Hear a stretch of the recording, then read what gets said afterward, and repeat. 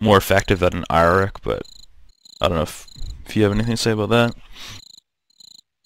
Well, the thing is, I actually always thought with that lineup, the rest of the lineup wasn't really that hot to me. Like, all the rest of them seemed around the same skill level, so it worked in that sense. Like, it wasn't like they were super weak in any area, but the rest of them didn't really seem that insane. Like the skill level, I never thought it was that great. Like, they all seemed like medium skilled, comparative to the top tier, and then MSX was just like always in the right spot every big game. Yeah. Well, he won them a lot of matches. On Inferno, he was super insane at playing that, like, lane hole side. Won them a lot of matches over there. He played all the big sites, so I guess he had a lot of big impact over there.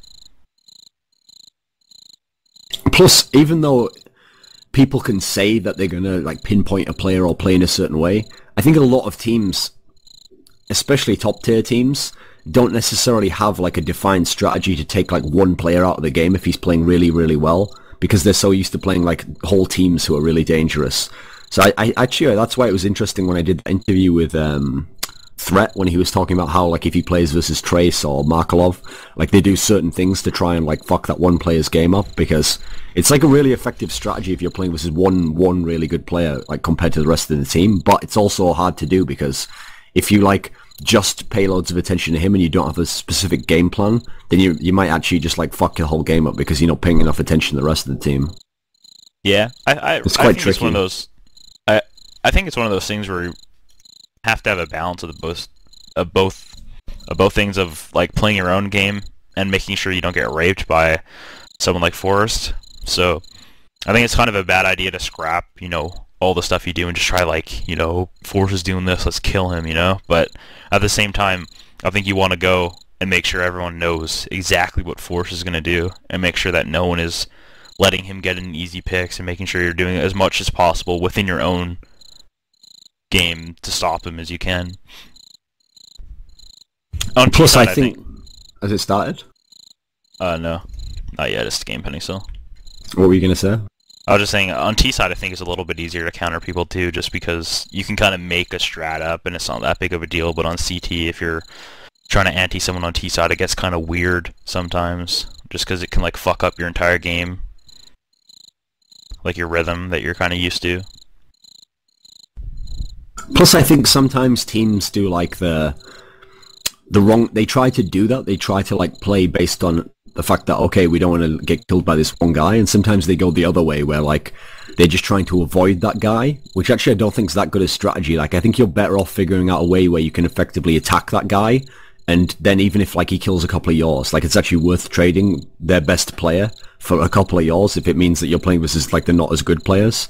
Whereas if you think about it, if he's like really on fire, he's gonna get his kills anyway, and then he's the one who's always in the like the 1vx, the 2vx. So it's like it's not necessarily even that good. It's like intuitively, it sounds like the obvious thing to do is to avoid his sight, but I don't think that really works. Especially as if you have a really strong single player, they tend to just get left like playing the sight on their own because like they can just deter people on their own, Yeah. Yeah, I mean, certain maps it's easier to do certain things. Like on terrain, if someone plays outside, you can go inner, but the chances are they're gonna make the numbers kind of even if you get a little bit lucky, they're probably gonna make it like a at best 3v3 in your scenario, and then their best players coming in to retake inner, and he still has an advantage. So effectively killing him outside is probably easier because you can kind of catch him while he's running up.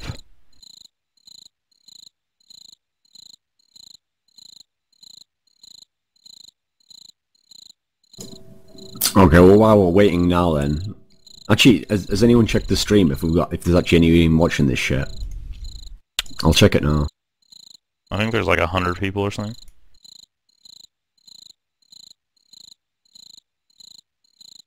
I need to like spam on Twitter or some shit. The other thing is, it is like 11 o'clock on a, what is it, like Friday today? Yeah. I don't think a lot of people are, like, I know I talked to quite a few people, and I don't think many people are going to stay up for these matches. They're going to wait for the ones on the BO3s and stuff later on. Yeah, I'm pretty sure this will be a tournament where... That's why for anyone listening, we're probably gonna do like 2 group stage matches, like one today, SK versus Isahara, and then we'll do like Frag Executors versus WinFact tomorrow. But there's not really any point doing the other matches because they'll be boring for everyone. So it's better if we just like go hardcore at the playoffs when it's like all in a row on that one day. Yep. Which is unfortunate because it is, when there is an event on it, it does make you kind of want to do more than just 1 or 2 games, but for these group stages it really isn't that entertaining. That's the thing, there has to at least be some entertainment value. Like, there has to be like a vague chance that the team could compete, whereas a lot of these matches are just going to be straight rapes, or the team who's winning, even if it's close, it's because they're just like walking through the game. Yeah, I feel like there's a bunch of teams that could have gone to this LAN probably that would have made it entertaining. If DTS came and wasn't in any of these groups, they'd make them a little bit more, like, you know, entertaining. They make it a little bit more dynamic. But seems like there's only really good teams, and the other ones aren't even like upset teams. They're just like mediocre.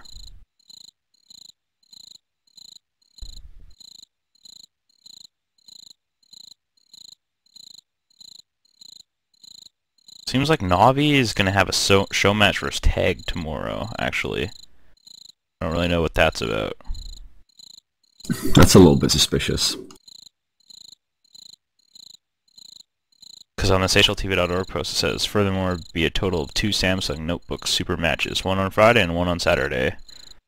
See, the thing that's dodgy about that is supposedly those super matches were voted for online. There was like a website for it, for Counter-Strike and StarCraft.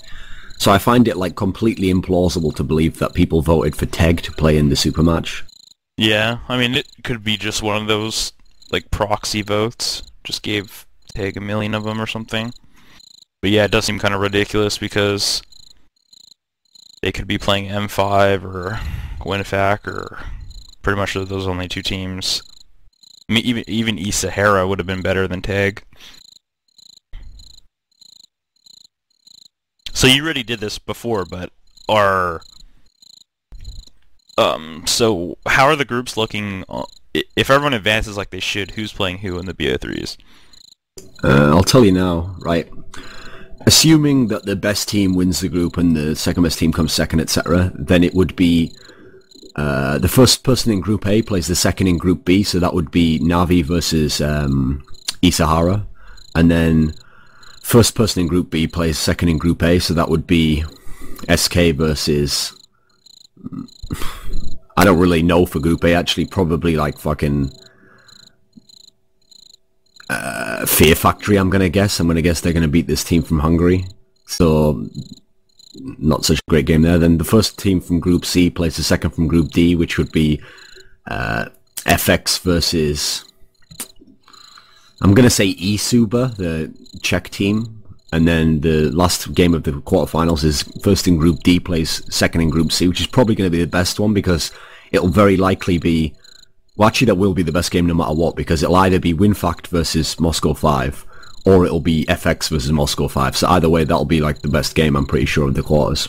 Oh yeah, that should be the best one. Just the only thing is that I have to get that information off like a printed page, so it doesn't actually show me a bracket. So I'm not sure like how the actual bracket runs, like whether the first 2 games, the winner of that play each other, or if it's random or what. True.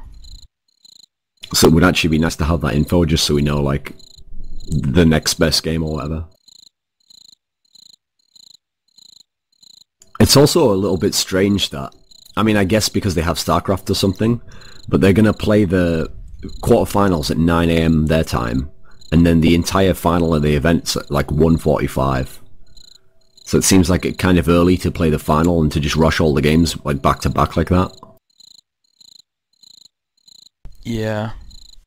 Yeah, that's true. That I did notice that the event was starting pretty early. What time is that for you guys in Europe? Like the very first one? The first one, 9 o'clock. Oh, yeah. Yeah, I mean, early matches are are fine if you can get to sleep the day before at a good time, but if if the event's running till 2 in the morning, and then you got to go back to your hotel, maybe anti-strat a bit, check out who you're playing and watch a couple demos, you're only going to get, 5-6 hours of sleep, and that doesn't make a good game for anyone. Yeah, I've always thought that was a huge mistake with modern events, actually. Even the ones that have really good scheduling, like, for example, IEM World Championship type events actually have the best scheduling maybe ever, in terms of, like, making it so that you should be the least tired and you have the most preparation time for each big game. But even they will organize games where, in theory, the start time says, like, 9 o'clock in the morning, which we all know means you have to be, like, going to the event at, like, 8 in the morning, etc., etc. And you I gotta can wake up for breakfast. All of you have to shower. So I mean, would they say you have to obviously wake do up it around 7. just in case it ends up being scheduling problems, so they can still get the games done. But it's like, it's way too early for anyone. Like, we're talking about gamers here. Like, 90% of the people who are at your tournament don't go to sleep until, like, 3 in the morning, Yeah, or later. I think in a this live, I think. Yeah, it's live.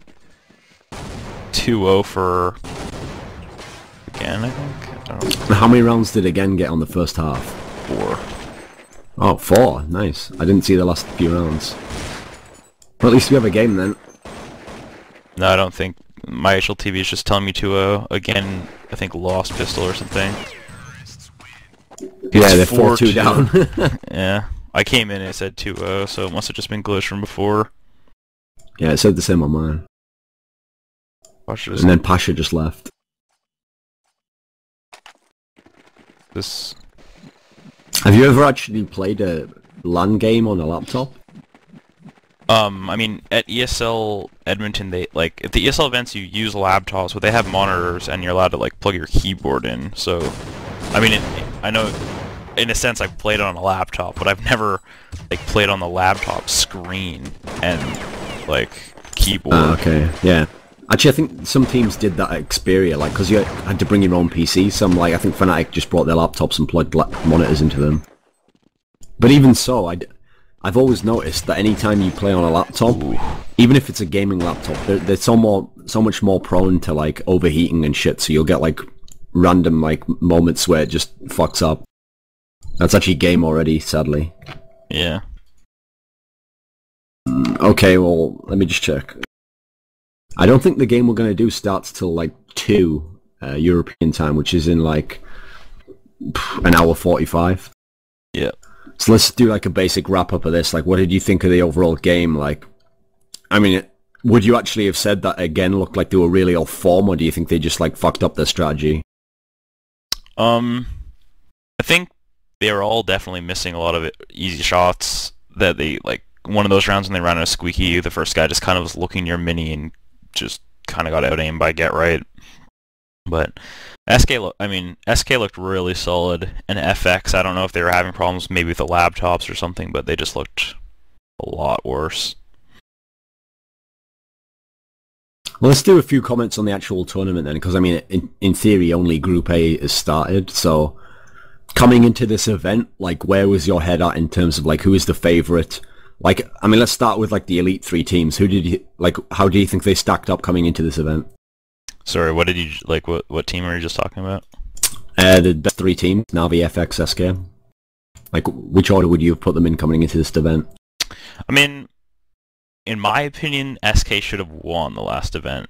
So I still put them as the favorite to win. I don't know if you guys all watched the last event, but when SK was playing FX in the final, they actually lost a 1v4 versus Cuban, where they, like, just forgot the bomb in a weird spot. And I guess you can just say that's SK's fault, but in reality, if they won that round, it would have been 16-14, and they never even would have, like, it never would have gone to OT, if you know what I mean. So yeah, FX won, but I think it was a bit more on SK making the mistakes than FX playing better than them, if you know what I mean. I actually agree with that. Like, even when FX won that tournament, I noticed some people saying, like, oh, FX must be the best team in the world, but I didn't think that at any point in time. Like, actually, I mean, they beat SK twice at the tournament, so obviously they were the better team on that day, but it looked to me like I mean, this is kind of FX style. Like, I don't think they've ever been the